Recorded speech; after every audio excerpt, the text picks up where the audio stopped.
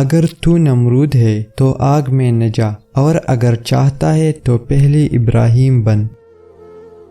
اگر تو حضرت آدم علیہ السلام کی پشت میں سے ہے تو پھر جستجو میں رہ، دل کے آگ اور آنکھ فانی سے اپنی روح کی غذا تیار کر۔ انسان کی جسمانی ہستی ایک پر کے برابر ہے، لیکن آرزو کا پہاڑ اپنی اوپر لا دیتا ہے۔ سچے دوست کی نشانی یہ ہے کہ وہ تمہیں اس وقت پسند کرے جب تمہارے پاس کچھ نہ ہو۔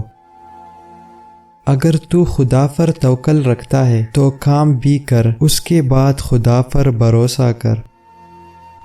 جو شخص کسی گناہ کا طریقہ رائج کرتا ہے تو اس کے طرف ہم وقت لعنت آتی رہتی ہے۔ آنکھ تو وہ ہے جو جائے پناہ کو دیکھ لے۔